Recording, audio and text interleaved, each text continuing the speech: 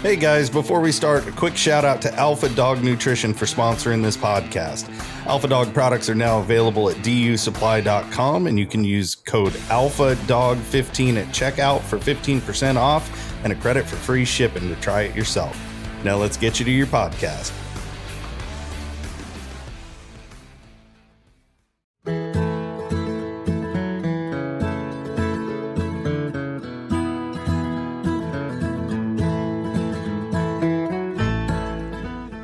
I've been waiting for this one because you've been talking about it forever. And it's a name that a lot of people probably know, but more don't. Because Johnny Klump was kind of, I don't want to say an unsung hero, but I mean a real big influence and excellent lion hunter. Oh, the guy was, he's famous in our neck of the woods and down in southern Arizona. And he's something else. We got to go down and we spent 4 days, I think, with him the first time just hunting. And I got to sit down and talk to him a little bit, and I recorded it. And that episode is on my YouTube channel. And I did a thing. It's called Cowboys or something because, man, they're the real deal. They're cowboys. They're from down there. Working cowboys. They run cows for a living, and that's what they do. And the whole family, he's got 6 sons, and said he wanted 7, but something that didn't work out. But anyway, he's fun to talk to, and hunting with him was amazing to watch the rapport that he has with his hounds. He's got he's got a unique voice, and he's real soft spoken. And the dogs really, it's amazing, really. And I just got through talking to Tony Rivera. Have you heard of Tony? I have. Jaguar hunter down in Mexico. Yep. And me and Cody are trying, or Cody's going to go down there and do something with him, I think. And then I'm trying to do something with him. And he got to talking, he seen my video on John Klump, and he got to talking about how good the dogs were that he had bought from John. Really? And yeah, and I can see it. So it's always cool, and I've always been envious of you guys, especially, hunting horseback or off a mule, because it's almost like you're more engaged with those dogs all the time. Like for us, I put them out in front of the truck, run them down the road. I might be watching them all the time, but they're not necessarily paying a whole lot of attention. They know if they go out of the headlights, slow down, and I catch up. I teach them to stay there. But watching guys that hunt like you do down there, it is really crazy the connection they have with the dogs, the handle they have on those dogs. And it's like they almost got an accelerated course in the English language. Those dogs know everything. Mm. And I know John, he's been hunting. When did he start? It was way back. Oh, when he was just a kid.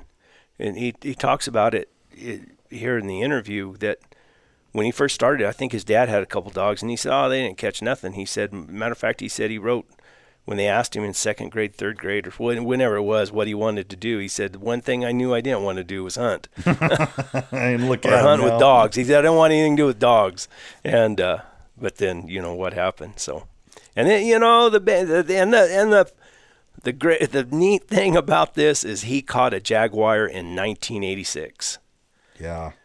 So, and he tells that story. Now, there's a lot of controversy about it and everything, but that makes for good stories.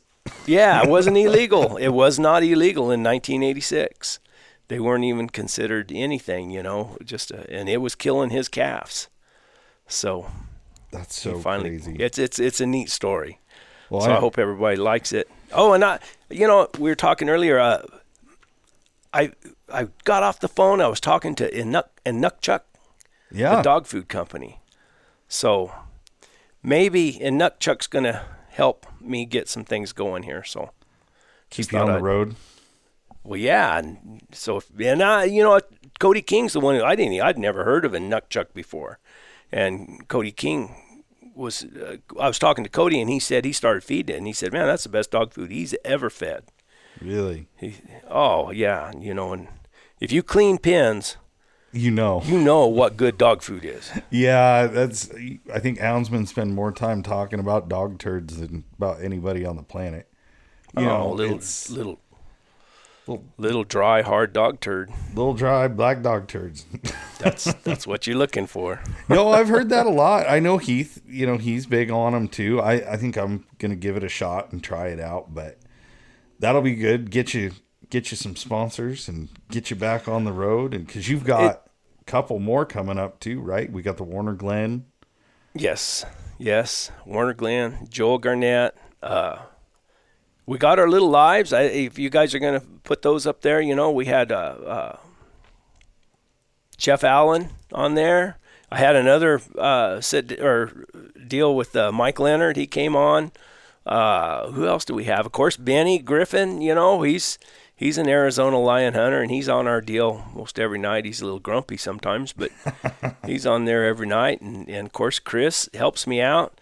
And Chris also has his own little deal on Wednesday night where he interviews guys. He probably does a lot better job than I do. And he does good interviews. He does good interviews. He's just not as entertaining as I am. He's not as good to look at. Yeah, that's it. That's why all the women tune into mine. Well, but, you should plug that because I know a lot of our listeners know Brett from Born 100 Years Too Late, but all of this stuff, you're releasing the videos on your other channel, Interviews, Stories, and Tales on YouTube. Exactly. Yeah, those come out on... I guess I don't know what the sequence will be. I'll give you guys the audio and you release the podcast, and then maybe in a week I'll release the video portion of it. If you want to look at what John Klump looks like or what I look like or what Benny joined me for this one, so Benny was there too, and oh great, and he did a little talking too. So we were both down there hunting with him, so it was pretty cool. Oh, I'm looking forward to it. I know you've been talking this one up for a long time.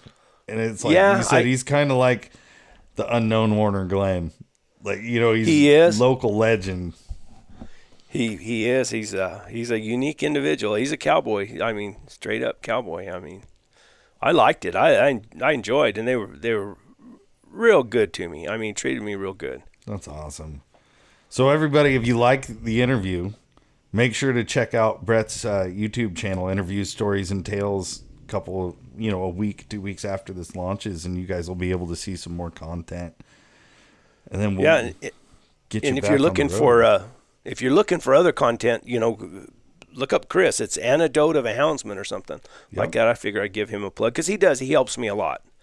Oh, he's a staple on the Monday Night Lives, which we've been holding off on launching this until we had this one ready to go. Yeah, but going forward, we're trying to structure this to where we've got some interviews, and then we're going to sprinkle in some of your live videos for people that might not be on YouTube. They can just plug it in and listen. And they're real casual conversations. You never know where Brett's going to go. So I didn't. The lives are just that out. The lives are just all over the place. But I don't know. We go down rabbit holes, and we talk about everything from Bigfoot to aliens to hounds and lion hunting. I mean, and how grumpy. Wow, now I forget his name. Oh man! But anyway, yeah, it's Benny Griffin. How could I forget Benny's name? Lorax? The Lorax, exactly. And you, Jason, you've joined us a few times. I did, and I plan on getting on there again when I can get a free Monday night. It might be this Monday night. It might be. We just got a lot of times we just have like an open mic. I had George on there for the bear hunter out of Virginia, and who else? I've had a few people on there. When we just get on there and talk for a little while, and then sometimes they have to go and get off, and sometimes those things will last 3 hours. I know. That's what I remember when you said something. I said, I can come on. I can't stay 3 hours.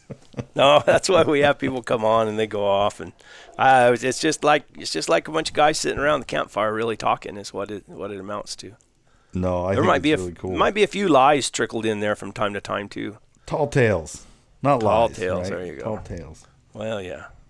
Well, anything else you got to say about Johnny, or is he needs no more introduction? No, you'll see it. I mean, we go through, his story. It's pretty neat. he's the real deal. I mean, and the story about the jaguar is pretty interesting, really. Anything with a jaguar is interesting. Oh, a jaguar caught in the United States. Shoot, yeah. Yeah, you're on the list of about less than a handful of people that ever seen that. I think didn't Sewell Goodwin catch one? I think he did catch one in a cave hole, and of course Warner Glenn. Yep. And I've heard rumors. So. Well, I hope everybody enjoys. We're looking forward to it, and we'll get you back on the road for some more. Perfect. Oh, and if you decide to get a Nutchuck dog food, they're not sponsoring me yet, but if you decide to get it, tell them that you heard about it from us. Yeah, definitely. Then they might call me up and say, "Hey, we're going to send you a truckload of dog food." Have it stop by the W shop on the way back down. Well, so awesome, cool. Brett. We're looking forward to it and many more to come. Perfect. Thank you, Jason. You bet. Tell Buddy I said thank you. Oh, well. This is kind of hard for a bunch of cowboys, isn't it? Oh, yeah. We're not used to it. We'll have to practice. All right. Here with Mr. John Klump and Vinny Griffin. John, we've been down here with John for a couple days, and I've been wanting to interview John for a long time. We came down here one time before and spent, I don't know, a couple days and 3 days, 4 days. 4 days, yeah. 4 days. And really never had the opportunity to sit down and record his story. So tell us about the Klumps. Where did the Klumps come from and how'd they get here? Our family came out of New Mexico. I guess my great-grandpa, the great-grandpa, I think he thought it was during the Depression and stuff, and they were having a lot of trouble paying their helper and stuff, and the cattle weren't worth anything. But then my great-grandpa thought they didn't know what shingles were then, but he'd been told that he could go to San Simon. There's San Simon Seneca by the just south of San Simon, between San Simon and Portal. So he wanted to go there. So they ended up telling the cowboys and the people who worked for him, they were partners with Keeney's, and the Keeney's are still they're still in the same country, but I think they separated the same as my great-grandpa. And then my great-grandpa came over to San Simon. He wanted to get to that Seneca water, is what they was telling us about, telling us to get in that and make it feel better. So, and he probably had shingles just because after, having problems paying your help and stress, having a lot of cattle and stress. So it probably was shingles. But anyway, so he brought like a couple hundred head of cattle with him when he left New Mexico. So then he came over there by San Simon, by the Seneca, and then he tried to probably just homestead or make a camp or something, however he could do it. But the problem went there, and then the cows would always try to go home because they were from New Mexico. They had a lot of that country around reserve and stuff, and the cattle was from New Mexico, so they was always trying to go home. So then I guess after he was there for a while, and he tried to water, but I don't know how good it did and all that stuff. So that water over there was supposed to have some healing agents in it or something? Yeah, but it's a Seneca. It was a Seneca, just where the water just wouldn't leave, and most of the time it gets real salty, and a lot of salt and a lot of it's just kind of nasty old water probably. So they thought that would make it feel better, and it probably did. It probably was better than nothing. But but once he was there for a while, the cattle kept trying to go back towards New Mexico. So that's how he got over there by the Dos Cabezas. He seen them mountains over there by the Dos Cabezas, and he thought if he could ever get on that west side of them, like around by Wilcox side, then they'd have to climb over that mountain to get back. Oh, it'd be a natural barrier. Yeah, natural fence, because it was when they didn't have fences in, so they went ahead and thought, we'll just move around to Wilcox. So that's where they ended up, and that's how the family got started over by the Dos Cabezas.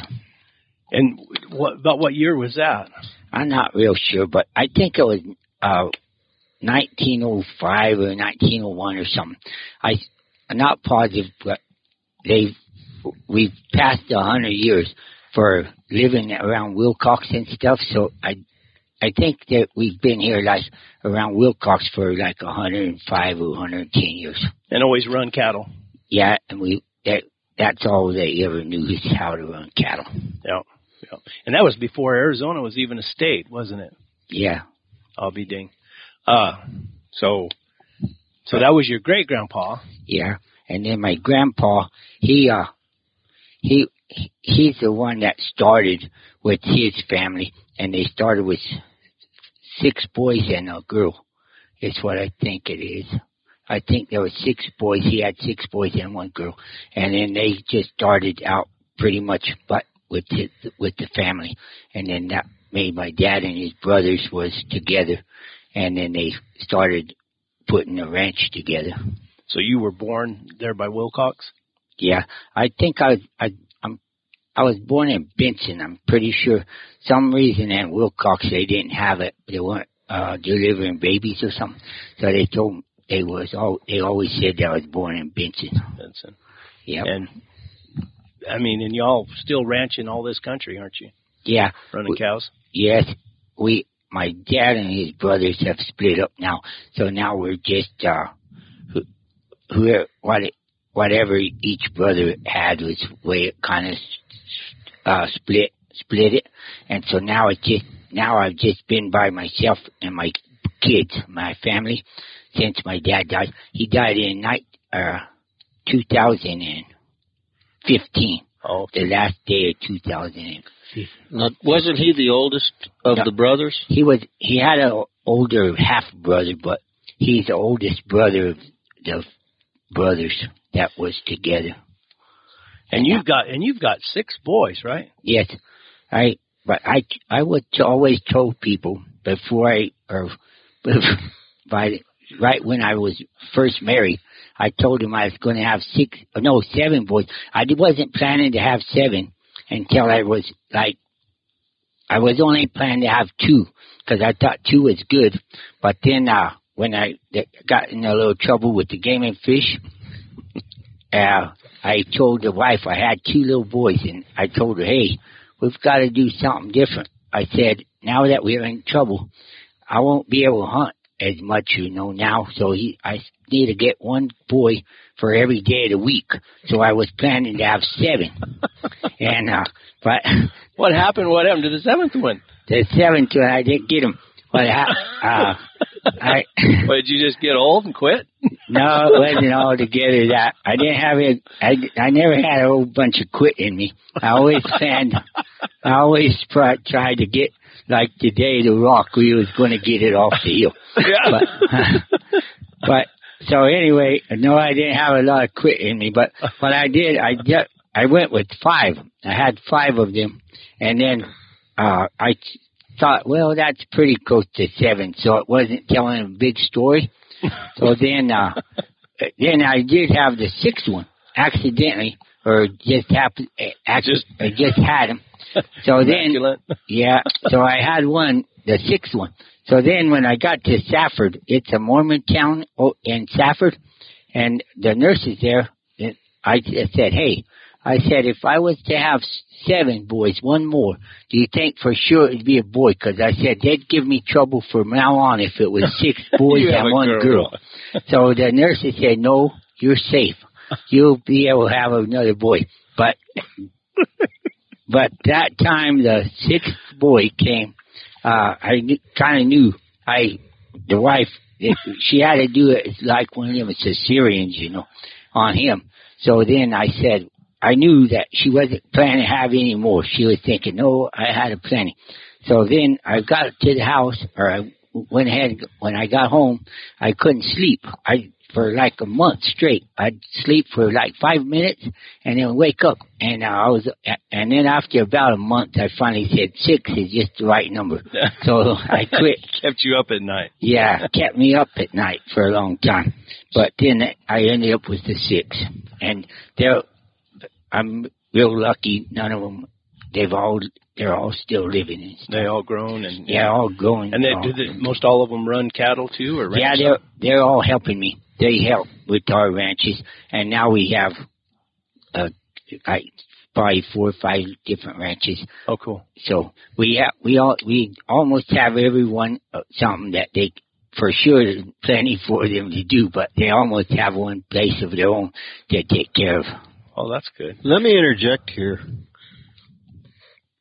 I've had the pleasure of knowing John's family, and every one of his boys has got so much good manners and respect, and they just treat people real good, yeah. Yeah, the way you'd want to be treated. And so, John, you've done a fabulous job, and some of your grandkids I've been around, they're just carrying on that trait of good-natured, good manners, and you guys are doing something right. What do they say? It's the cowboy way. It's the cowboy way. Okay. We'll have to tell them that the cowboys do it right. What? Now we talk about the hounds. Okay. Did you have any? Was your grandpa or your dad or any of them run hounds? No, my dad. He had a friend. I better tell you this real quick. He had a friend, and they always liked hounds, and so the two of them always had hounds, but they would like to go hunting. Like either when it snowed, they'd try to go hunting, but they didn't hunt often enough to get their dogs to know what to look for. Yeah. So when I was in second grade, one of my teachers had us write down told all the kids, write down what you know for sure you don't want to do when you grow up. And so I wrote down, because my dad and his friend, their hounds never would catch anything. So. And I'd always a lot of times I wasn't very big, but I was probably like 8 or so. And then we'd find a fresh track, and you know it's fresh. You'd know it's real fresh. So they'd always send me to the house to get these dogs, and I'd go to the house and get the dogs, and we'd get up there, and I guarantee you they'll just look up at you. They wouldn't. If you got there with them, sometimes they'd probably get a deer before you got to the place. But if you got there, they'd normally just look up at you and just wouldn't do anything. So on that note, that little letter that I wrote, I was going to tell you, as second grade teacher, I still have the letter somewhere. I'd like to find it again, but it says that the only thing I know for sure I don't want to do is have dogs when I grow up. Because I said, man, them things aren't any good. They work me to death going and getting them and never have no fun. So that's what I said when I was in second grade. So then, it wasn't until like I was probably 5th or 6th grade. One of our teachers, there was a teacher, a superintendent he's a principal. He had a hound, and he said, John, he says, I got a hound that has some puppies. He says, you want some puppies? But by then, I'd almost could read the red fern grows, where the red fern grows. Yeah. So that messed me up. Then I was thinking I was going to get some dogs, I said. But when I get the dogs, I said, I want to just chase everything I can chase that I can catch. So skunks was one of on the first of the list. And so I chased everything I could chase with these. I got 3 from the school teacher, the principal teacher. He gave me 3. I called one little Ann and one Big Dan, you know. Just like the red fern, yeah. Yeah, I had to do that because I thought the red fern was a good story and all that. And so, anyway, so I named them. But I ended up, and the other ones I named Raleigh. I named one Raleigh out from the superintendent. And that one she was a black and tan, and she was long-legged. One of them was so short it couldn't hardly crawl. You know, it was like, I don't know how one could come out short, one long-legged. But one couldn't hardly keep up at all. And then a snake bit the other one, so now I was down to one of them. And then a school teacher, he seen one of my dad's old hounds, and so he went and found a female. He had a female hound. And he said, let's breed them 2 dogs together. So I said, okay, no problem with me. So I ended up getting one dog out of that dog, and that was old Sally. I call her Sally. and she's a walker dog. She's real pretty, like just looked like a pure walker. But then the third one I accidentally got was old Tommy Martin, the same friend as my dad. I told you that they had a hard time getting their dogs to catch anything. Oh, yeah. Dang, if he didn't go buy a dog, I don't know. I thought he got it from old Marvin, probably. Glenn? Marvin Glenn. I think he got the male dog, and it was a banjo dog. So the females that he had was an old man, John Forsyth. And he just lived in a little farm on the Kansas Settlement Road, real pretty close to Sandy's. Yeah. And anyway, he had bobcats. He would hunt bobcats, but he loved to hunt bobcats, and he caught quite a bit. But anyway, Tommy, his dogs were all inbred as could be because he's an old man and keep his own bloodlines and all that stuff. So Tommy Martin got that one dog called Banjo, and then he bred her, and I ended up with one little puppy. I thought, well, I better not get a whole bunch. I was thinking just 3, So I had Tyke, and that was a little walker female, but little female, and she's kind of mean. She would, anyone else get around her, she'd bite them if they try to get her. But she was nice to me, and I let her sit by me in the pickup and all that stuff. And one of my friends that I sold her to later, he said, I'm never going to let no dog of mine sit beside me in the truck, sit on the seat. But then it wasn't long after when I did sell her, he was letting her sit right beside him on the seat. He didn't bother him a bit. So that was that's how I was started out. When you had those dogs, did you ever catch a lion? Oh, yeah. Once right away. See, when I was about, I think I was real close to like 14 or 15 when them 3 dogs started catching lion.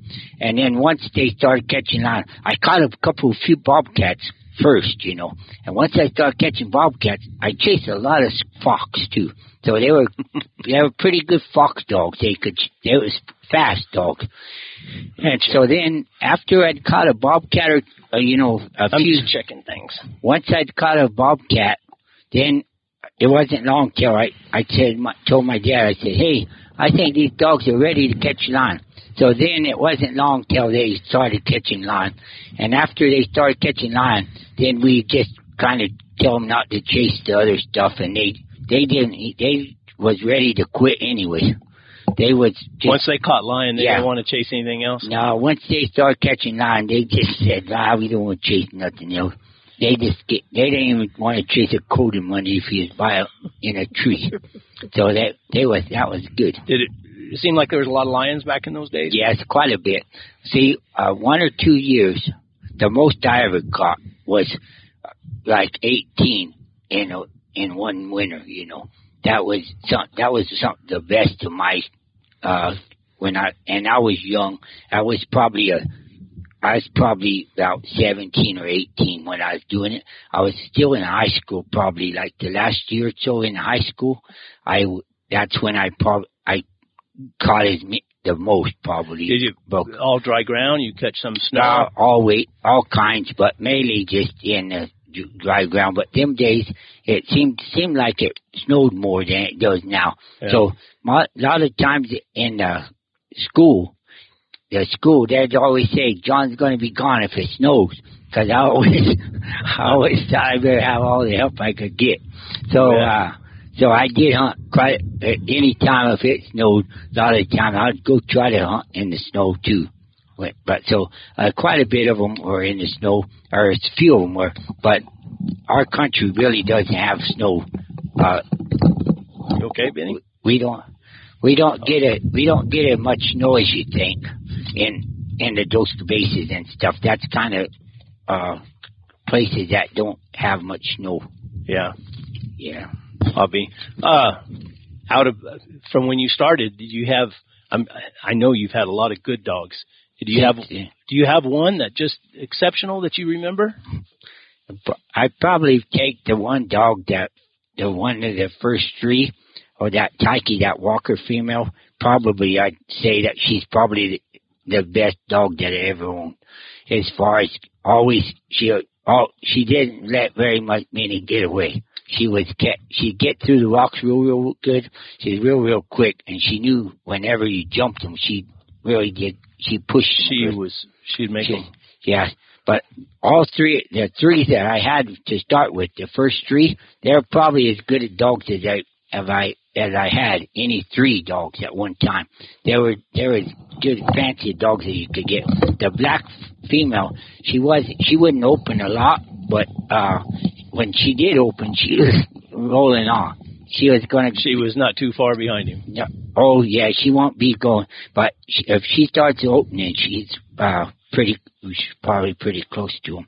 But little Walker female, she barked a lot. She barked probably more than some people like them to bark.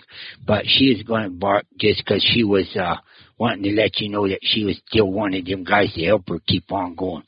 And, of all the dogs that you sold quite a few dogs too, haven't you? Yeah, I've sold a lot, but I don't know. I never could keep a track of how many I sold. I've sold, once when I was hunting a lot, I ended up selling dogs because I always thought I needed money. And so then I'd sell good dogs. Yeah. When you went to get dogs, did you just get them anywhere? No, later, after I started getting some dogs, we sort of started breeding them just whoever had good dogs that we liked, the dogs. That one dog, old Tyke, we ended up breeding that Tyke's daddy to quite a bit of our females and stuff. So we got some of that banjo breeding in them. We didn't try to put pure Walker, though. Most of our dogs my dogs would be kind of mixed up dogs, but all hound or mixed up with? No, I always had hounds, and the only time I ever had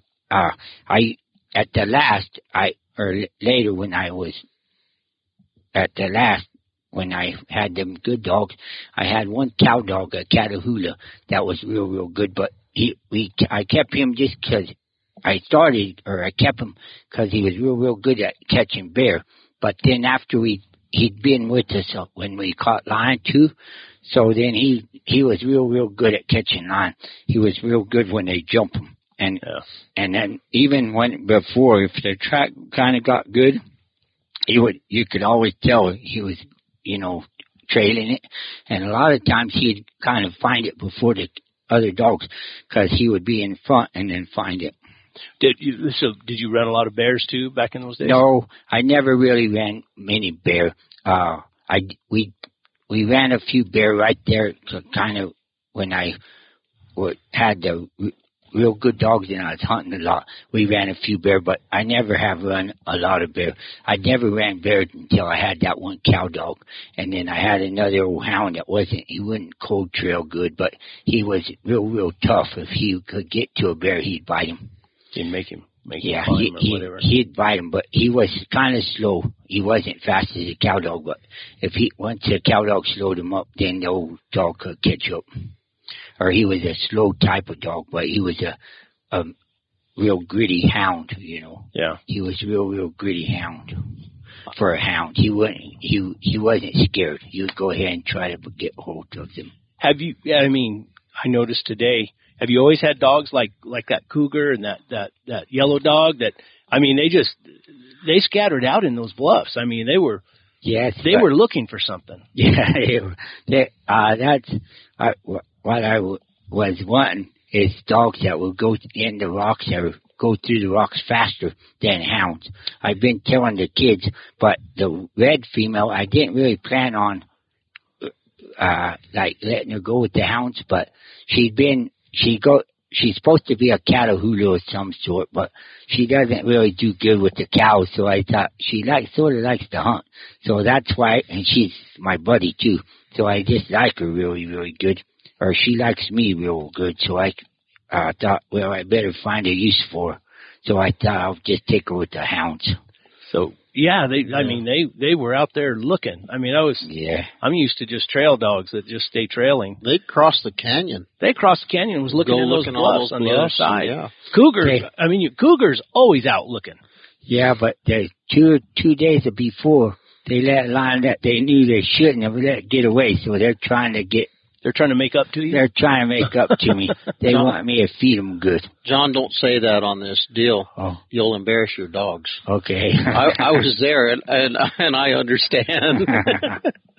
I mean, something I've noticed and I told Benny about, and I didn't tell you, but Okay. have you always had like a knack with your hounds? I mean, now I've heard it from several people. I that you think were a good trainer. That you're a great hound trainer. I think I am good.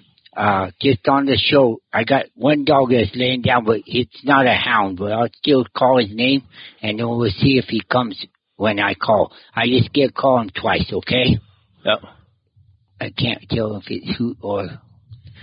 I gotta Who's see. this over here? There's a little fuzzy female. Which one's this one? That's who? This is Coach. Here, Coach. Ah, See, I said Coach he was one laid time. down to sleep. Yeah, but I told him, and that way you can tell which dog it is. Here, Coach, come on over tear here. them apart, can you? No, here, Coach. Oh, he doesn't like to get in the smoke, but you can tell he's going to come anyway. See, I called him over, and so that's the way I try to keep my dogs, so that they're pretty well minded and they know their names. You have right down here close to us. You have an easy way of going with them.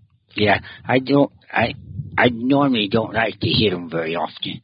I use a shocker on them some, but I'm pretty easy with that too, because I figure that, especially if they're not no trouble. There's a few times that I finally have to shock them because I get tired of them keep doing the same thing over and over. Yeah. But most of the time, your dogs want to do right. It's just like a good horse. If you're riding a good horse, they want to do right. You just got to know what to show them, and they'll make them do right. Yeah. So that's why on my dogs, if I don't like something that they're doing, then I know it's because that I'm not doing it right to teach them. It's your fault. It's my fault that they don't know what's going on. What are some faults in dogs that you just won't tolerate? I mean, besides fighting, we all know that. Yeah, we don't like fighting. I don't really know exactly. There's most of the time, a lot of times people are so scared that they think that they're not learning fast enough, and they think that they follow along or they don't have no ambition. But about 90% of the time, the dog doesn't really know, and it hasn't caught enough. Sure, some of them are real anxious as could be, but sometimes on them real slow learning ones are just the ones that want to be your buddy or don't know what's coming off and don't try to act like they're really wanting to. Most of the time, you just leave them alone because they're not no problem. If they ain't causing you grief, what the heck is it going to hurt to let them tag along? So if you just leave them alone, tagging along, then it seems like every now and then there'll be the right day, and it will just be like switch from dumb to good. Yeah. Right that one day. So that's why on the dogs, sometimes I've had dogs that other people have had, and I just like the looks of them, and I'll say, hey, let me have that dog. I said, I like the looks of it, and they'll tell me, well, it got scared or something, or it's never going to be any good. And then most of the time, you'll be surprised, might be as good as there is. Yeah. And so, but like a lot of stuff, as far mainly what makes me the worst, or just if you have a dog that you can see that he can't keep up, or he's something, his feet go real crooked or something, where he's just not made confirmation wise. Confirmation. Yeah. If you can tell he just can't do what you want him to do, that's the one problem with them. But as far as the dogs, most of the time, if the dog is a good dog, like he's all put together right, you're probably okay, I noticed that you really have a good rapport. Yeah, it's just a good rapport with the dogs. I mean, you don't raise your voice hardly. You just talk to them, and they all listen, and it was really fun to watch. Now, what year did you catch the jaguar? I'm not real sure. I've been studying it, but I'm not positive. But I think it was 1987 or 88. I I don't really remember that one. But 1987 or 88 is when it was. Were you hunting a lot at that time? Yeah, that's when I hunted. I was hunting a lot. I was hunting just pretty much every day in the winter time. If it was raining or something where you couldn't hunt, I didn't hunt. But I was hunting a lot then. Yeah. Of course, you were running cows and you had calves and stuff, yeah. And that was probably why you hunted a lot. Yeah, then I was just hunting a lot then because I didn't take any hunters. I didn't have really any people that I was hunting with too a lot. So I hunted a lot to keep the lions from eating the calves and stuff. Yeah. And I hunted the Dos Cabezas a lot because that's where most of our cattle were and stuff. Yeah. So that's how I got to hunting, or I hunted the Dos Cabezas a lot. So tell us the story, the jaguar. How did that come about? You got a picture somewhere, don't you? Do you have it with you? Yeah, but I didn't have it because it was my mom. She had it in her house, so I didn't have it. And she wanted it back the other day. I wanted to get a picture. I brought it to show it to you. Yeah. But then I took it home, and then I took it back to my mom. She was worried I wasn't going to bring it back to her. But that's where it is. Well, tell us the story. How did that day, or had you been hunting several days? It started out a lot. It probably started out like 3 or 4 months at least before that. Because one time I can remember, I was over there in Immigrant Canyon. That's close to our house, just south of the house in the Chiricahuas. And there was a calf killed, it was a pretty good sized calf. And we thought, well, we can catch this one. And our dogs was good. And we had them, they were in shape and they were good dogs. So we thought we could catch it, but we didn't know what it was. We just thought it was a mountain lion.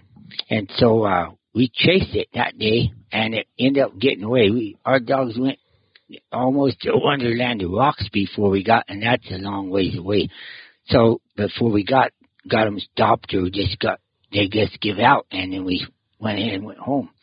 And I had an old friend that hunted with me a lot, old Bruce Bull. He's in that picture. With the jaguar, and he hunted with me a lot. Was my friend, but he was older. He was like about 75, and he hunted with me a lot. And I went and told him, I said, "Hey, Bruce," but then I chased him like 2 or 3 times out of that country and off of that calf, and every single time it would get away. And I told Bruce, I said, "Man," I said, "that lion can run like crazy." I said, "I can't stop it." So he told me, well, and that's the first thing he said. And he'd been to Mexico once or twice to hunt jaguar. And first thing he said, I can guarantee it isn't a jaguar. That's all he said. It isn't. He said, I can guarantee it isn't a jaguar. And all I told him, well, I don't know what it is, but I said it can really run fast. Because I said I can't catch it. So then it just kept going along for quite a while. We ended up chasing him I bet I've chased him probably 6 or 8, maybe in the 10 times before. In a period of how long? About 3 or 4 months, probably. 3 or 4 months. Yeah, probably 3 or 4 months. And every time you cut his track, was it on a cat, or you found him, was he killing a calf? Not every time, but a lot of the time, I'd find calves where he had killed them. Did he cover him up like a lion? Yeah, he covered him up just like a lion. You couldn't tell by the covering it up. You might be able to if you really know what you're looking for. Someone says that, I don't know, they say when a jaguar scratches, that makes that scratch, if it's a tom, he'll bite the limb by the trail. And if you see them limbs bit off, then it's a good chance it's a jaguar. But as far as like all this stuff before, I never had no idea. And I'd seen his track in the snow, and I'd seen, but I didn't have any idea it was a jaguar. Because one reason is because old Bruce would tell me, no, I can tell you one thing. It's not a jaguar. So I didn't. But you had your suspicions that it might be. No, I didn't. I really didn't know what it was. I just told him, I don't know what it is, but I said, this guy can run. That's all that's all I know for sure. I said, he can run. So anyway, then when we finally did catch it, then there was one guy, John Kibler. He's been. Hey, I seen your picture in his book. Yeah. So anyway, he was with us, and he'd been with me like 2 or 3 days before, and we chased it was the jaguar probably, but we didn't know what it was. And so 2 or 3 days before, John, he was with us, and we chased him, but ended up dogs give out, and then we just have to go pick up the dogs as they were giving out. So then the day that I went, I told him, hey, I'm going to go back, because I said it was like one night, we missed one night. So I said, I bet you he'll be there. So I told him, I'm going back. He said, well, I'm not going to go with you today. So I said, okay, well, I'll go by myself. So I went up there, and sure enough, I was on a big ridge. There's a big ridge up there, and it's called like Whim Ridge or No Man's Land on the side where the spring is. No Man's Land Spring. So I was up on that big ridge, and they started trailing. And while I was on it, I found a track where we was going right, and went off towards the canyon. A track, the jaguar. Yeah, Did you notice any difference? No, I didn't know. I wasn't thinking, to look for anything. You just seen a big track. So I just seen it was a big track, and I knew I was going the right way. So then when it went off that ridge, going off towards the bottom of the canyon, there was like a little spring down there. It was called No Man's Land. I got off, and I had a pistol, but I got off, and before I got down very far, I could hear the dogs, like, barking right at it, because you could hear it, like, scuffling a little bit. And then the dog, before I could get down there, then it would just ran off, And then it ran around the hill right below me, but I couldn't see it. There was a lot of trees and stuff. So, but I know it went that way just because the dogs went right below me, close by, and then I went around to the ridge, to the top of the ridge, and there was another hill that was straight, and it was kind of open, going up to the top of the hill, and I looked the whole way up. I never did see it. I never could see it, but I know good and well he had to have been going up that hill. And the dogs, they were going fast there. They were running pretty fast. So it takes a little while to get up it with the horse.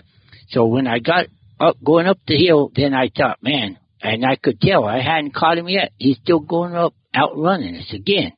So I told him, when I got to the top of the hill, I called my little sister, Marie, and I told her, hey, I said, I got a couple young dogs in the pen that isn't run down. And I said, and she had a couple dogs that she has for her own. So I said, bring them 2 young dogs and bring whatever dogs that's walking. And then I told her that it was going towards like a road. There's a road above Masonic. It goes up the canyon quite a ways, just like a 4-wheeler road. I said, it's going towards that road. And I said, get everything ready and then come and meet me there. So it was like, it wasn't real late. It was probably 10 o'clock when we jumped him.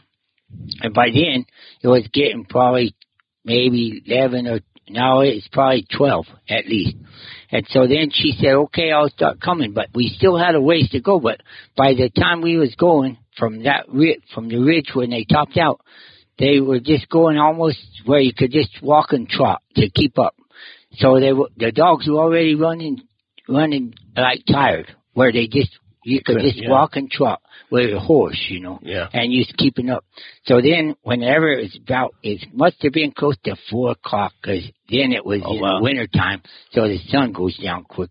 And it was getting close to 4. My little sister came, and I guarantee it couldn't have met in a better place. Just as the dogs was coming off the ridge, she was just coming up the road. So then her dogs just fell in with my dogs, and they were all tired. So then they started out the other side of the hill, canyon, and there was a whole mess of javelinas. I said, man, look at all them javelinas. I said, that would probably mess up our young dogs. I said, they'll probably go bark at them. So anyway, somehow or other, I told my sister, man, and my horse was so tired, I was tired, and my dogs were real tired. So I told my little sister, I said, if you want to, I said, let's just, if they chase the pigs, I said, we're through, you know, we're beat up. So I said, we won't be able to do it. So I said, if they don't chase the pig, we're going on. So she said, okay. But she had a fresher horse than I did. Mine was a good horse, so I had a real good horse that was real tough. He would keep on going, but he sure really slowed down. So anyway, the dogs went right past the pig somehow. They went right through the middle of them. And then not a single one chased the pig. They stayed right on the track. So then as they started climbing right towards the top of the government's peak. There's a peak that's just straight, real high little peak. And they just started climbing straight to the top of that little peak. And then dang if they didn't, they just stayed going straight up it. And then them younger dogs started leaving our older dogs behind. And so then as we would go up the hill, there's a ridge that you can get up. So I just stayed on that ridge. As we went up, some of them older dogs would give out. And so I'd just call them over to us to just let them follow the horse.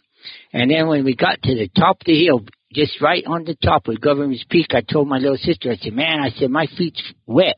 And I said, I need to build a fire. I said, you go over the top of this hill and see if you can listen for the dogs. And so she said, okay. So I built a bear grass fire to get my feet warmed up and kind of get my pants to dry a little bit. And then when she did that, wasn't long before she come back and says, hey, I can hear them. They sound like they finally got him. And so then I stayed a little bit to get warm, and then I got on top of that hill, and it was like whenever you think it's so far away that you couldn't, no way possible to hear them, you could still hear them. It was just a straight shot, and it was night time then. It was probably 8 o'clock, and the moon was already coming up. So then you could hear them, and you could say, hey, them dogs have got him. So then I told my little sister, I said, man, I said, we finally got him. So I was pretty happy, and I knew to go down a ridge that had a fence on it, and I knew that I could get all the way down off that ridge. So we just got along the fence and stayed on the fence, and then we went ahead and went over to where the dogs were barking, and there was just like a small cedar tree, not a real big one, about like not maybe just a little bit bigger, taller than your head, but it was a small one. And they were barking right in under that cedar tree, just running around barking right there. And so I told my little sister, we had a real cheap little flashlight. Them light days, if they even had a light, you thought you had a good one, you know. So we had the cheapest little flashlight you can get. I can still remember a little plastic one, kind of flat-looking thing. And you had a little button you push forward. So I told my little sister, I said, hey, I said, you get this light here, and then as soon as you turn it on, I said, I'm going to shoot it. Because I said, we can't afford to chase it any longer. So we got go over there pretty close, probably maybe 20 foot from it, or probably close to 20 foot. And she turned on the light, and that son of a gun just put his head back like real quick, like looked right at the light. And I told him, "Sheesh, that's a jaguar." Then I knew it was a jaguar, but until then I didn't have no idea what it was. And all I knew is it kept eating our calves, and it could really run fast. And I even had dogs that could run too, them days. But sometimes they probably like my Catahoula, like you get a little Catahoula in them or something. They probably can run a little bit further quicker, you know. Yeah. But most of my dogs a lot of them were pretty fast. Some of them were walker dogs, and so they were sure enough running as fast as they could run. And he would still outrun us. He would still outrun us. And the dogs would get tired, and then once they get tired, he'll just stay trotting in front of them. And you can't make him stop. So then, that's how you ended up with the jaguar. Yeah, that night I killed, but I didn't really tell you what all happened. Soon as he went off the hill, soon as he turned his head, he didn't let us have time to shoot him. He just turned his head, looked at us just an instant, and then turned right off the hill and went down a big canyon, or in a little canyon, had a little side canyon. So I rode down, but by then all the dogs was there, because all the real tired ones got back together. So then I had all the dogs with us then. And so there was probably 12 or 14 dogs. I'm not sure exactly how many, but there was probably 12 or 14 with the 2 packs. And so then he ran off the hill, and he got in like a little bitty deep canyon.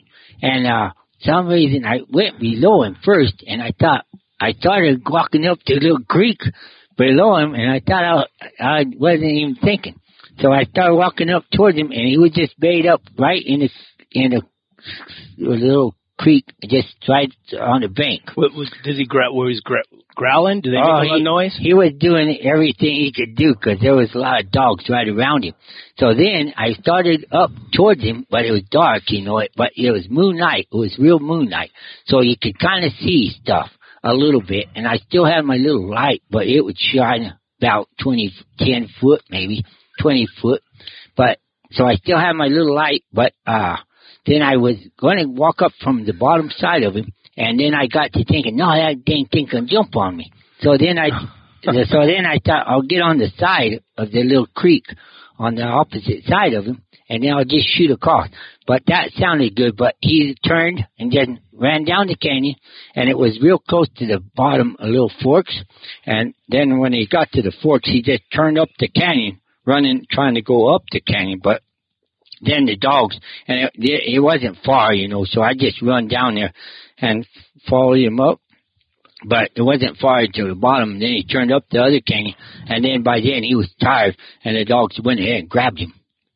And he bit a couple dogs, hurt a couple dogs pretty bad.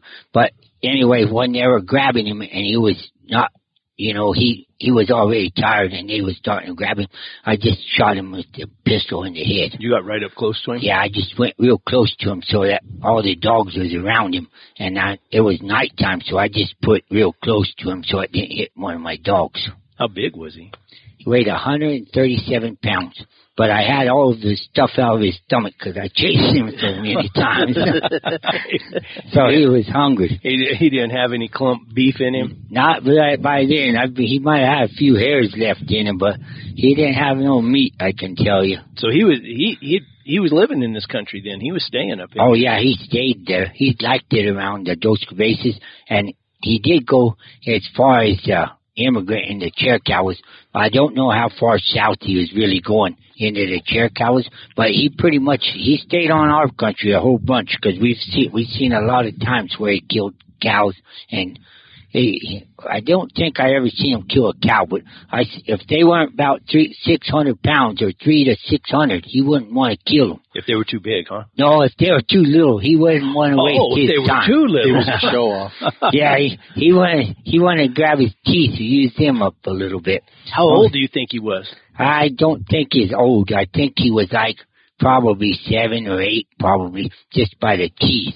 He was probably his prime of life, Could have been 6 or 7. His old teeth was real long, and they were real sharp too. They hadn't been worn down any or anything.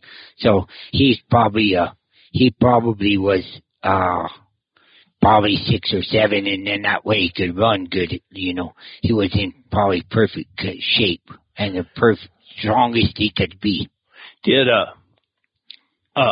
But they always say, do you think there's breeding females in this country at all? I don't think so.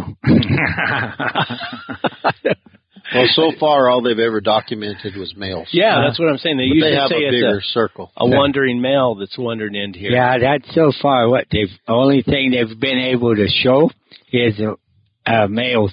They took some pictures of the great big male, and they said, and someone said, I heard him say, "Oh, it could be a female." I said, "Yeah, it could be," but I said nobody will believe it because you could see the old head was that big and had big shoulders. So it had to have been a male. Yeah, well, that's good. So far, but they do have it on the endangered species now. Whenever I killed the jaguar, it really wasn't on the endangered species. Because they really didn't even have it a species then. So it was really where it would be like they tell you, if it was an elephant, but it could be anything that's not on the species list, but it's So it really wasn't a species in the United States. And since that jaguar, and that's probably the last jaguar that we know of that anyone has killed now in the United States. And they still they got it on the endangered species now, I think. In the courtrooms, all they could say on my jaguar is that anyone knows the spotted one's got to be illegal. So that's all. That's what they use for defense on it. But I really think they should give me back my jaguar because well, you had a lot of investment in beef. Yeah, I had a lot of investment in beef, and then I had some of my dog's pads were run off. so no, but the jaguar, it really wasn't species, and it really wasn't law that said it was illegal. Yeah. It really wasn't illegal. They say it is, and they'll always tell you it is, but the truth of the matter, it isn't. What, since you've been around for so long, had you heard rumors of other people that had caught, besides Warner Glenn, we all know he caught some later on, or caught a couple. Yeah. And have you heard rumors of other people prior to this? I mean, a long time ago, historically. Yeah, a long time ago. I'm pretty positive Sewell Goodwin. So I'm pretty sure That's Sewell. right. Yeah. I'm pretty sure, and I'm pretty positive Sewell Goodwin caught one, and then I'm not sure who else, but there's been like 2 or 3 people that I know has killed a jaguar. And Sewell, and he had there was a Mexican boy or man that hunted with him, wasn't there? yes, but I can't remember what his name was. But he probably was with him. I'm not sure. I don't remember exactly how that went. Yeah. But he caught him over here in Arizona, didn't he? I think down by Fort Huachuca. Wasn't that where you saw? I think so. I read about it, or they interviewed Sewell, and Bruce Kennedy did. Benny, did he say anything about that jaguar in that interview? I don't remember. I don't either. I seen his interview, and I thought that I liked his interview really good. I thought they did a good job with it. Yeah, Bruce did a good job with him. That was him and what's the guy that lived down here? Lived where? Southern Arizona here, old man. I don't know. Oh, that one old guy. What the heck's his name? Oh, that old man. I'll think of it in a minute. But you didn't drink any of that moonshine, did you? yeah, I drank some. I think it. Boy, You're losing your memory. That's a different story. We better not go over that. We better not tell them anything about moonshine. They'll probably think we picked it out of one of these backpacks. Hey, don't talk about backpacks either. Man, I tell you what, the trash across the mountain, blankets, panties, perfume. We have perfume. I don't have any idea why those illegals, Yeah, it's just illegal. illegal immigrants, whatever, carry all that stuff, and then they drop it all through the mountains. Yes. Anyway, Blankets and coats and shoes and Barney. Yeah. What was his name? Ollie Barney. Yes. That guy was Ollie Barney. did you know him? Yes, I know Ollie pretty well. Probably as good as anyone. Tim Hawes, my friend up there at Mill Creek, they were real good friends, and I hunted with Ollie some because Ollie would always help Lloyd Smith over there in Tucson hunt, and I helped Lloyd and Ollie a few times hunt. Ollie was a character, wasn't he? Yeah, he was a good old guy. He was tough, and he was tough. I liked him. I liked that interview with him. Did you have an interview? No, I didn't get to, but Bruce Kennedy did. Oh, okay. And I shared all those. I put all those on the channel. So far, I hadn't seen Ollie's. I'd like to. I'll be looking for it. Yeah, I'll find it. On his and Sewell Goodwin's are the 2 of my favorites, really. Okay. I really like the one with Warner and Kelly too. Yeah, well, of course, Warner and Kelly, they did a good job. Or Bruce did a good job. But you could just, like when Sewell was talking about running his hounds and everything, you could see the passion that he had in it and how much he loved it. And in the same way, Ollie was just you could tell it didn't matter what he did. He was a intense person. Yeah, but he wasn't the kind that was, I never seen him get mad like where he did stuff that wasn't right with the dogs and stuff. Yeah. He always treated dogs good and treated horses good and stuff. He was always good for the hunting. I'll be damned. He was a good hunter. He did right with his dogs. So tell us about your after you killed the jaguar. What kind of rigmarole did you have to go through for all that? I know it was a bit hard on you. Yeah. Cost you your 7th son. Yeah. No, that's the only reason I had the 6. I was only going to have 2. So that was the part that was the easiest about the whole he thing. had to have something else to do because he couldn't hunt. Yeah. No, but soon as they give me that much trouble over the jaguar and stuff, I told them ahead of time. I said, well, thanks, because I said I was only planning to have 2 boys, and now I'm going to have 7, one for every day of the week, so that one would be hunting every single day, so you know someone's hunting. So now I have 6. But that was, I mean, you went through a lot of. Yeah, it's a pain. It was a pain. I had the last judge that we went to was Zapata in Tucson, and he said that no matter what, he was real sick on the stands.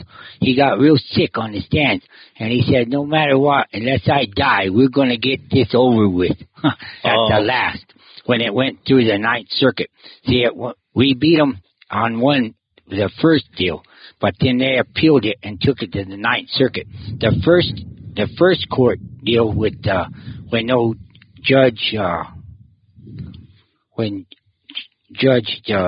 other judge, and I had a attorney, Gary Spector, and the judge's name was I wish I could think of it right quick, but now I forgot it. But I'll think of it in a minute. But anyway, he was the judge that ruled outrageous government conduct against the game and fish. Oh, really? Yes. So he is, and but anyway, he had never been overturned on a ruling, one of his rulings, until ours, and that's the first time he'd ever been overturned on his ruling on the 9th Circuit. When it went to the 9th Circuit, the 3 judges, 2 of them said that the game and fish was in the wrong, but the third one said they were in the wrong, but leave us alone, because you guys was in the wrong. But 2 of them thought that the game and fish was in the wrong, but they still thought we needed something, can't get away scot-free. So that's why they took it to the 9th Circuit. But anyway, so that's how that all ended up. And they took away your hunting rights? Yes, they took away everything they could take away. But, so they took, for as far as guide license and stuff, I can't buy a guide license and stuff like that, probably. But I just been letting the kids do most of the hunting. Yeah. I hunt a little bit just for keep my dogs in shape. Well, didn't they drag you in and out of all of this for about 7 years, John? Yeah, it was close to 7 years total. That's what when I was going to tell you, Zapata said, this is almost holding a record for the longest court case. Really? And, that's why he said, no matter if I'm sick, and he was sick, he said, we're going to get this thing done. What? So in today's time, Bilby, the other attorney was Judge Bilby, the one that ruled outrageous government conduct against game and fish. The other judge, yeah. Yeah, the other judge. That's the first judge, and his name was Judge Bilby. But anyway, somehow or other, he died before the 9th Circuit went. It went before the 9th Circuit, so he had already died before that happened. So if a person was ranching in this country now, and they had something like that killing their calves, I guess you'd have to call a government trapper, or what would you do? Yeah, we call the game wardens. Call the game wardens. Let them tell them, hey, come get your cat. It's being bad. Yeah, I don't know exactly how you can do. That's kind of a bad deal. I bet that'd be hard. It's kind of a bad Now deal. These people are going to have to deal with all these wolves up north and everything. Yeah, that's kind of the same reason that the jaguars are here too, because they're wanting to keep us guys from having as many calves. Well, they kind of want a lot of people off the land, don't they? It's partly that's the truth of the matter, but you can't really say that to them because they always tell you they're trying to help us out. Yeah. They don't finish the sentence. Do Help you out of the area. Do they help you much, or? Oh, I don't really know. They seem like they're trying to a little bit. The Game and Fish is trying to. I don't know. They're supposed to be able to give you some of your money back if you can prove that the jaguar ate your calves and stuff. Yeah. I think there's supposed to be some kind of a little compensation for it. Compensation that you can get back. That'd be a hard one to prove, wouldn't it? Probably. I don't know exactly. If you've seen them and have one of these cameras or something, you might could say, "Yep, here he is. Look, eating my calf." Yeah. Do they come? I mean, but when he killed a calf, how often did he come back to him? So he would come back a lot. He'd come back and like I told you, he ate them up pretty well. So he didn't just waste them. A lot of times he'd kill big ones, but that's just so he'd have it for a little longer time probably. Wow. And then he liked to kill big ones just because it kind of gives him a little thrill probably. More meat on the table. Yeah, just a little thrill because you think, well, a little baby calf, you think, that didn't even give me no challenge. So probably want to keep his muscles strong. Yeah, that's amazing. That's a really, really neat story. Well, we're talking about things that get in the way of your ranching. And riding around, we can't ride anywhere that we don't see, like you were talking about, all of the paraphernalia, the left behind from the illegals crossing through the country. You ever find anything that they've done that would hurt your livelihood or? The main thing, it's not intentional. It's not really intentional. The people that carrying all that junk with them isn't intentional. They leave it there, but every cow, I don't know how many cows, but a lot of the cows will go eat that dang stuff. Every backpack, you'll see every one of them been chewed on. Every plastic bag's been chewed. You got a bunch of stoned cows out there? Yeah, you get some that gets too much plastic in their belly, and then they have a hard time living. Oh. A lot of these cows, and I can tell you this is not telling you just a story, but if you ever see a dead cow where it's been dead, and just look around there, I'll bet you any amount you can almost feel half a wheelbarrow full of plastic or backpacks or gloves. They're real bad to eat gloves. And them cows will Is that why you pick up all the gloves that we come across? I try to keep one for the next day because it seems like I go through one a day. I lose them. So that's the only reason I pick up the gloves. Yeah, it's amazing the trails that they have beat out through this country. The illegals, the illegal immigrants. I don't know what the proper term is, but yeah. Like I was telling you, like for them, every one of them little trails, think of how many times someone with a flat foot has to walk over it to get it flat and all the grass is wore out. Oh, they're beat out. I mean, beat out. Just like the cattle would do over years and years. Yeah, but the cows, they press in the dirt a lot more. So for them little trails to be beat out like they are, that's a lot of foot people. It's good for us because we can ride around in it and find our way around. Saved us a couple times. Yeah. But anyway, what else, Benny? Don't just sit there and be another pretty face. No. Yeah, that's not going to worry. Yeah. The first time I ever heard John, Richard Dickerson and his family were living with me and my family in the 80s. Dickerson was getting a house built for himself in Phoenix. And he was just getting started hunting lions. And he was talking to John. Dickerson was a lot like me, like I am now. If I want to meet somebody, I went and found them. You just looked them up. Yeah, I know that about you. Yeah, and that's how Dickerson was. And he wanted to find everybody that was a top quality hunter so that he could pick their brain and maybe get some dogs. And the first time I ever heard John was you called Dickerson's number, and he had it call forwarding to my house before he canceled his house and everything where he was living.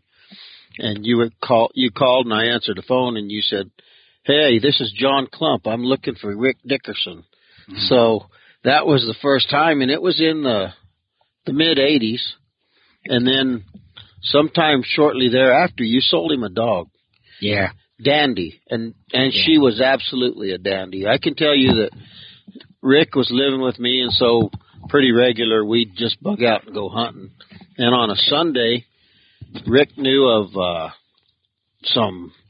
somebody had killed a lion, a female lion, up on Pine Mountain, north of Phoenix, up there by Dugas. And so he said, "Hey, let's just run up there and look around." And he had that dandy dog. It was the first time he had her out. Yeah. And we got up there on top of Pine Mountain, and there was a little bit of spotty snow here and there. And we could see that female's track, and we knew she was dead. So we didn't see anything else, and we're headed down off of the mountain. And that dandy dog, she starts cold trailing, but she's going down towards where we're parked at Nelson's place. And Rick says, "Oh, I don't know anything about that dog. I just bought her from John, and we'll just let her be. She's going the right way. Just let her have fun." And there were a bunch of fingers that fed down into that canyon. We were right in the bottom, headed back. And she's treed right up there. Huh. Close enough that Rick says, "Here, hold my mule. I'm going to run up there. She's probably got a skunk." Well, that female had 2 half-grown kittens up there we didn't know about. And she put those 2 half-grown kittens up in a dead tree hanging out over a bluff. And that was the first I thought, well, I don't know how come you bought that dog so cheap from John Klump, but she is a dandy. Yeah, and she caught those 2 lion kittens. The spots were just about all gone, faded out, and put them both in one tree. Well, you've sold quite a few dogs down into Mexico to that Tony Rivera. Yes, the jaguar hunter. Yeah, the jaguar hunter. He called not long ago, but he called you too, I think. Yeah. But I sold him quite a few dogs. I probably sold him 10 or 15 since I was hunting and selling him dogs.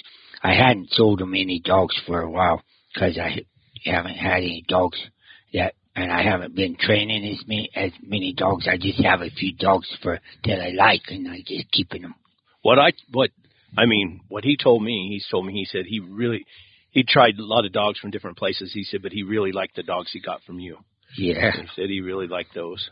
Yeah. One time, I could tell you Tim, a friend of mine, he wanted to kill a jaguar real bad. So so Tony, he'd run out, plumb out of dogs. One of them big male jaguars killed all his dogs.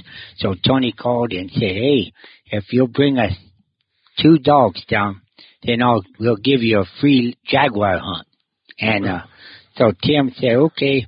So we went down there, but he wanted to bring 3 so he could pick out the 2 he wanted. So anyway, they were all 3 pretty good ones, but one dog, we didn't like him very good. He was, I don't know, he was good. He was cold trail, but man, he fiddled around too much, He wasn't pushing as much as we like him. So then when we stayed there like 2 weeks before, but it took us a week getting down and doing all our stuff, and then we hunted about a week before we ended up catching a jaguar down in the jungle with them 3 dogs. And then, but when the airplane, we both got on the airplane, man, we was wanting to come home then. We thought, man, we gotta get home. So we both were on the airplane, and then dang if someone come and say, "Hey, you can't take your dog." So they thought we was getting off the plane. Well, we said, "No, you bring the dog when you get ready, 'cause we're not getting off." We're going. So we just stayed on the plane. Yeah. And then they sent the dog in a couple weeks. So we got our dog back. What was it like hunting in that jungle? It was pretty good, but it was Tim there. They always had about 6 Mexican guys in there with machetes, and they would trim the trail. And when we finally caught the jaguar, my friend, old Tim Hawes, he thought he would just take a shortcut because he thought he was in a hurry. You know, he wanted to get to it real quick. So the guys trimming the trail, they was already there. We probably went there for 10 minutes before Tim got there, and Tim made it there, but I'm not sure if he went ahead and give up and went back and got on the trail or not. But he was 10 minutes slower than the rest of us. I'm supposed to go down there. I'm trying to go down there and interview and talk to Tony. Oh yeah. Yeah, he's called me a couple of times, and I'm trying to figure out how I can get down there because I don't think he can come to the United States, can he? I don't know. He used to always come. He used to come up. Sometimes he'd come up and get to pick up the dogs, and then he could haul them almost cheaper that way than just sending them on the plane. So for a while, I know he's coming up here, but I don't know why he can't come now. I don't know. I think he got in a little trouble or something happened, but now he's working. He's working to help do the study or something with the jaguars down there, where he can catch them and they can collar them or whatever and study them, do whatever they do in those deals. Oh yeah. But, okay. Perfect. Okay. Before what was that dog? What's the dog's name? Lila. Yes. That's the one Walker dog. How old is she? She's probably about 6 or 7. Well, what if you were going to sell a dog like that? What do you think it'd take? I don't know. When I was selling them, I'd probably sell her for around 4,000 or 5,000. When I was selling them, whenever I was young and I sold my first dog, man, I forget. Oh yeah, the very first dog I sold was that little Walker female to my friend, old Bruce Bull. And some reason he drew me down $100. I asked him $1,000. So I got $900 from him. And then the next one was old Sally, that big Walker female. And Ron Moore up there in Young, Arizona, talked me out of her. And I got 2,000. And so then I thought, man, I'm moving up in the world on these dogs. I got 2,000. And so then the little black female, I think I ended up selling her for 3. So when I got to 3, I thought was a record. So most of the time, later on, I was getting like 4,000 and 5,000 for pretty nice dogs. And that was what year? Oh, probably like 88 to 90s, you know, around 1990 probably. So those same dogs right now are probably worth 12 to 15. Yeah, probably, just because that's what a lot of the people that are selling them now, they ask quite a lot of money. You know, they'd probably for sure ask $10,000 for at least. Piece. Yeah, they're more than that. Yeah, a dog like her, we rode through whitetails and javelinas and no lion tracks for 2 days, and then she opened up on that track up there, and it was old. And it's hard to get a dog like that. She's a nice dog. She wants to catch game. She's there. She isn't really the kind that likes to cold trail. You see her today. You could tell when she could smell it. She would jump forward, but she didn't even open because she wasn't think. She thought, man, we just gotta go forward. Yeah, we got to move it forward, dog. Who was the one who said that? That's what she was wanting to do. She one was of those bobcat hunters. She was wanting to move it forward. Well, let me say, go back to John's family just a little bit. He's, I already bragged on his boys and his grandkids, but he's, I've seen him with his kids and his grandkids, and he treats everybody the same. He's got that quiet way about him. I don't know what would happen if he ever got mad. Would he stomp you with a stick? He gets mad once in a while. But he tries not to. Just recently you had another grandchild, and you don't have, there's only 5 of these boys that are involved in having kids right now. Yeah, we still have the youngest one at home waiting. Find him a girl. Yeah, but he's waiting. He has one in Oklahoma, but the girl said that she knows that she's from Arkansas. She knows she wouldn't get to see her mama very often. So she said she better just see him while he's there. There you go. So I told her that's probably a wise decision. But you just had the kids just had another grandchild for you. So what are we at, John? We have 17 now. I have 17 grandchildren, and I was 7 and 7. I thought, man, I'm holding out good, but the last 3 was girls, so now I'm 10 and 7. So Yeah, but how blessed is that? that's pretty good. But that's why I was going to tell you that they're all close to the same age. The oldest one is like 11, and then they go down, and most of them are around between 0 and about 4. So most of them are all little guys. But that's why I wanted to have you do this little video and stuff. So the grandkids, they'll be really thankful to have it later on, probably. I hope so. Yeah. Okay. And they'll have a little thrill. I hope that they either might. Look at Papa. Yeah, they'll say, "Oh, there's Papa." Cool. And so that's why the video will be it will be fun. You got anything else you want to say or anything you want to talk about? I don't really know of anything. I think can you put that little bit about old Warner being my first guy that I hunted with that? Sure. Well, tell the story. Yeah. Whoa, a taco story. Yeah. My goodness. About the taco story. Yeah. You might put that in because he was about the first guy Would you look at that and see if it's still on? Just look in the viewfinder. He was Right there, little screen. Okay, perfect. Thank you. But- Yeah, perfect. Thank you. Rolling, John, you're hot.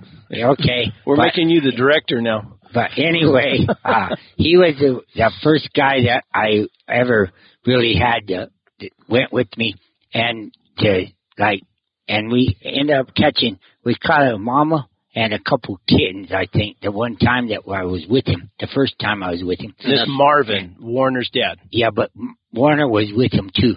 It was Marvin and Warner together, and then they had a hunter with them. And but Warner and Marvin both were there. Warner could get around really good them days, because I was young. I was probably like 14. Close around 14. That's what Warner was telling me the other day. And so I was about 14. I thought it was kind of okay, but I didn't really know how to run and keep up with people. And old Warner, he left me. I got down. He's long-legged. Yeah, I got down there, but I should have. If I'd known how to listen, then I could probably found him down the canyon. But if I couldn't really hear the dogs, and then I couldn't see Warner, so I just waited for the other guys, and then I got back on my horse and rode down to the tree where we had a female across the. It was a little tree that just hung out over the canyon, but it wasn't big. But it's really a pretty tree. That where the female had just was laying right on the limb, just maybe 8 foot off the bottom of the canyon, but the tree just hung out over the canyon. So it's really pretty picture. And that's the tree that I would go by once in a while if I had a bad days and hadn't caught anything. I'd get a little bark off of it or the leaves, think I was going to get good luck. And and then the taco deal. That's another thing that I used to think would help my luck. Is Warner and Marvin, one time we was going up a ridge and it was hot. It wasn't hot. It was cold, but it was about noon and we hadn't found anything to trail. So we was just riding up a ridge, and then we got off and ate and some tacos. So they gave me some tacos, and since then I would always say, "Oh, them tacos are good luck." So I'd eat tacos a lot. But whatever helps. I'll guarantee you, in this dry environment, in this rocky deal, whatever helps. So anyway, that's what we did with Warner and Marvin. Have you hunted with them quite a bit over the years? Not very much. We went and caught a big tom not long after the female and the female and the kitten. But you ate tacos before you caught him. I don't know if we had tacos, but we caught a big tom with him once too. But the tom had killed a calf, and so we got him from off of a calf kill. Yeah. So, but we still was a pretty nice tom, big tom, I thought it was real big, and I still think he's fairly big, even after I know how big he was. I think he was fairly big. He probably weighed 110 or 20 pounds. Probably. Is that pretty big in this country? It's fairly big. So far, all the line that I've ever killed, I weighed the one that I thought was the heaviest, and the one that I thought was the heaviest I weighed, but it was really drawed up. He has not had any food, or hadn't killed anything. Belly. So his belly was empty, just like the jaguar. But the biggest line that I know that I thought was the biggest, and I'm pretty sure he's the biggest I ever killed, he weighed 147 pounds. And my jaguar weighed 137. And that was, but the Tom he was big. He should have weighed more. He could have got to 170 if he had a full belly. On the jaguar, the jaguar's foot compared to a lion's foot, is it so much bigger, or could you tell? No, I don't think they're that much bigger. I always thought they were, but I don't think they're a lot bigger. They just seem like they're more square. The toes seem like they don't have an arc in it. They got more like straighter across the toes, and then I think the toes are bigger around, like they're bigger round. They still have the 3 lobes in the back? Yeah, they do, but I don't think they have as much of that little V in the back of the foot. Mm-hmm. I think that V doesn't show up as good. No. It's what I think. And I think the back pad is bigger, I think the pad is bigger in the back. But that's the only way I think to tell you if it's a jaguar track or a lion track. Well, one thing's for certain. According to Bruce Bull, there's no chance that was a jaguar. Yeah, he says there's no way it's a jaguar. But their heads are huge, though, aren't they? Yeah, their heads are big, and then their teeth are a lot bigger, They're made for, killing bigger animals and stuff. I think that they like water, too, because I've seen places where they killed alligators. Or those caimans. Caimans. Yeah, I seen them killing an alligator, so I said, them guys like water. I think they like water a lot more than a lion. I never seen many lions that really liked water that I thought they, went and played in the water. But I think a jaguar would probably play in water and kind of think it's fun. I'll be dang. Well, anything else? I think we covered everything. You want to talk about tacos? Well, we got the taco deal. We got the taco deal. And I'm going. And when I get home, I'm going to go buy me some tortillas. I thought it was important that we knew about John's family because they are a good bunch of folks. Is it a taco when it's folded in half, even if it's a flour tortilla? It's got to be, because that's what we've been eating lately. We might better fold it differently, huh? Yeah, we might better run to town and get some corn tortillas so they know for sure it's a taco. But if you roll a corn tortilla, then it's a flauta, or it could be a rolled taco. It depends on where you are. It could be a rolled taco. Different places in Mexico call everything. But if you roll a flour tortilla, it's a burrito. Yeah, that's the way it is. But the ones that we had were the hard-shelled tacos, the ones that looked like tacos. I'm glad you cleared that up for us. They had a little plastic containers they carried and they set them tacos in. So when you pull them out, they were just like brand new tacos. After all this time, he's finally telling us the error of our ways. He didn't want us to know the secret. And now everybody's going to know across the globe. I might be able to go home and catch a lion now. Okay. Only if it came from this part of the country. Yeah. This is close to Mexico. Mexican lions eat tacos. That's it. That might be what it is. Mm-hmm. But all right. Well. Okay. I think we got it. I mean, I enjoyed that. You told as good a story about the jaguar as anybody. I mean, that was super informative. Okay, that was good. Yeah, I told you about all that I remembered. I can't think of anything else that I forgot on the way. So I told you pretty close. I even told you the mountains, where the people can find out exactly what your government peak is and like the Dos Cabezas. But that's where I did trailed him the most around the Dos Cabezas. Is where he was. Do you think, back to the jaguar, was he coming out of Mexico regular? Or? I think once he was there, I think he stayed there. I don't think he ever went back. Oh. I think he was there to stay. I don't know what he was going to do about finding him a female, but I don't know why he was thinking. Maybe he to was stay up just, there. maybe he was like a monk or celibate or bachelor. something. Yeah, bachelor, a confirmed bachelor. He might have been. Some reason he was. Hey, I wonder if jaguars could breed with mountain lions. I don't know. Me and Benny were talking about that. Somebody was telling me, they tried to tell me that the black ones are half mountain lion, but I said, I don't think that's the case. I think the black ones are just black, but because they still have the spots. Yeah, they still have the rosettes on them. And I think they'll still cross with the yellow ones too, so I think that they're the same as the yellow ones. You know, one thing's for certain. When people start talking about things they don't know and speculating and act like they know, it doesn't take very long to find out who's a fool. But Oh, no kidding. problem, they get on them internets and find out too much stuff. They think that is always the sure thing. If it says that, they believe it. That's true. That's true.